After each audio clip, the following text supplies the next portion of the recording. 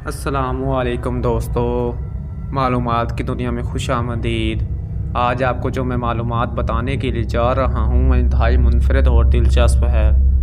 دوستو، ہلکل سلیمانی در حقیقت ایک مسجد یا عبادت گاہ تھی جو حضرت سلیمان علیہ السلام نے اللہ کے حکم سے جنات سے تعمیر کروائی تھی تاکہ لوگ اس کی طرف منہ کر کے یا اس کے اندر عبادت کریں۔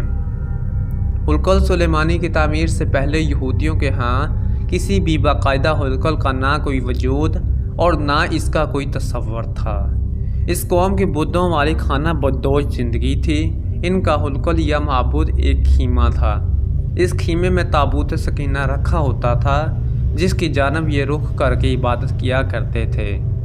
دوستو، روایات کے مطابق یہ تابوت جس لکڑی سے تیار کیا گیا تھا اسے شمشاد کہتے ہیں، جسے جنت سے حضرت آدم علیہ السلام کے پاس بھیجا گیا تھا۔ یہ تابوت نسل در نسل انبیاء سے ہوتا ہوا حضرت موسیٰ علیہ السلام تک پہنچا تھا۔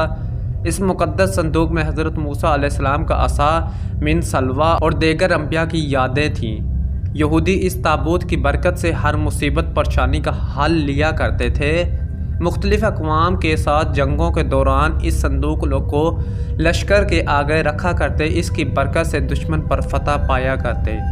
جب حضرت داؤد علیہ السلام کو بادشاہت عطا ہوئی تو آپ نے اپنے لیے ایک باقاعدہ محل تعمیر کروایا۔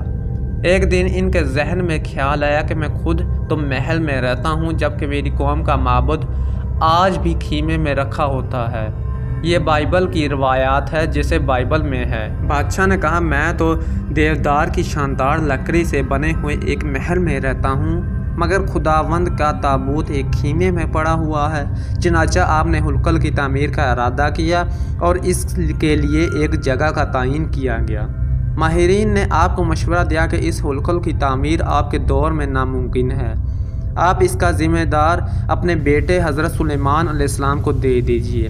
چنانچہ حضرت سلیمان علیہ السلام نے اپنے دور حکومت کے چوتھے سال میں اس کی تعمیر کا باقاعدہ آغاز کیا۔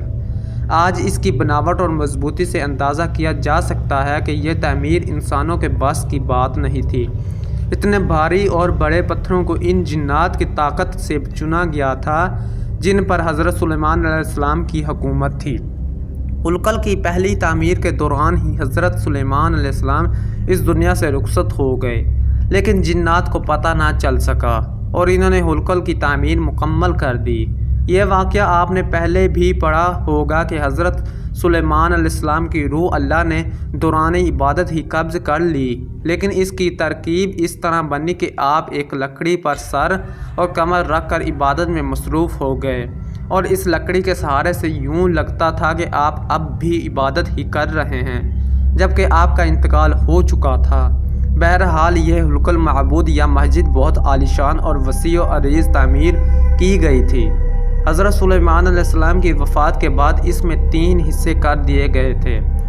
بیرونی حصے میں عام لوگ عبادت کیا کرتے تھے، اس سے اگلے حصے میں علماء جو کہ انبیاء کی اولاد میں سے ہوتے ان کی عبادت کی جگہ تھی۔ اس سے اگلے حصے میں جسے انتہائی مقدس سمجھا جاتا تھا، اس میں تابوت سکینہ رکھا گیا تھا۔ اس حصے میں کسی کو بھی داخل ہونے کی اجازت نہیں تھی سوائے سب سے بڑے عالم پیش امام کے۔ وقت گزرتا رہا، اس دوران بنی اسرائیل میں پیغمبر مبعوث ہوتے رہے۔ یہ قوم بد سے بدتر ہوتی رہی۔ یہ کسی بھی طرح اپنے گناہوں سے توبہ طائب ہونے یا ان کو ترک کرنے کے لیے تیار نہیں تھے۔ یہ ایک جانب عبادتیں کیا کرتے، دوسری جانب اللہ کے احکام کی صریح خلاف ورزی بھی کرتے تھے۔ ان کی اس دوغلی روش سے اللہ پاک ناراض ہو گیا۔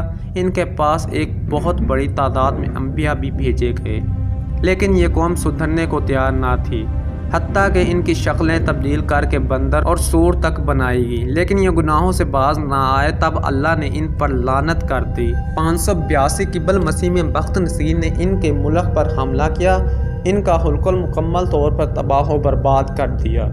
ہلکل میں سے تابوت سکینہ نکالا، 6 لاکھ کے قریب یہودیوں کو قتل کیا، تقریباً 2 لاکھ یہودیوں کو قید کیا اور اپنے ساتھ بائبل یعنی عراق لے گیا اور شہر سے باہر یہودی غلاموں کی ایک بستی تعمیر کی جس کا نام تل ابیب رکھا گیا۔ 70 साल तक हुल्कुल सफ़ा हस्ती से मिटा रहा। दूसरी तरफ बख्त नसीर ने ताबूत सकीना की शदीद बेहुरमती की और इसे कहीं फेंक दिया। कहा जाता है इस हरकत का अजाब इसे इसके मुल्क को इस तरह मिला कि सन 539 क़िबल मसीह में ईरान के बादशाह साइरस ने बाइबल पर हमला कर दिया और बाइबल के वली अहद को शिकस्त फाश देकर बाबली सल्तनत का मुकम्मल खात्मा कर दिया। साइरस एक नरम दिल और इंसाफ पसंद हुक्मरान था। इसने तल अबीब के तमाम कैदियों को आज़ाद करके इनको वापस यरूशलेम जाने की इजाज़त दे दी और साथ में इनको हुल्कुल की नए सिरे से तामीर की भी इजाज़त दे दी।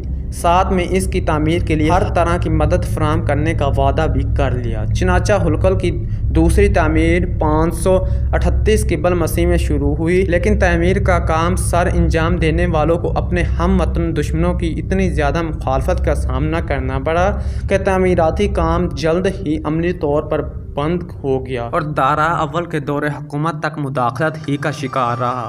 इसकी हुक्मरानी के दूसरे साल में हज़रत ज़िक्रिया अलैहिस्सलाम ने वहाँ के गवर्नर ज़ोरुब्बाबिल और सरदार कहन योशीवा की हौसला अफजाई की कि वो हुल्कुल की तामीर सानी की दोबारा कोशिश करें। इन्होंने मस्बत रद्द अमल का इजहार किया और पूरी कौम की परजोश ताकीद और ईरानी अहकाम और बज़ाते खुद बादशाहत की आशीर्वाद से हुल्कुल सानी अपनी इजाफी तामीरात समेत 4.5 साल के अरसे में पाया तकमील को पहुँचा, लेकिन इस बार इसमें ताबूत सकीना नहीं मिल सका। इसके बारे में आज तक मालूम नहीं हो सका कि बख्त नसीर ने इसका क्या किया।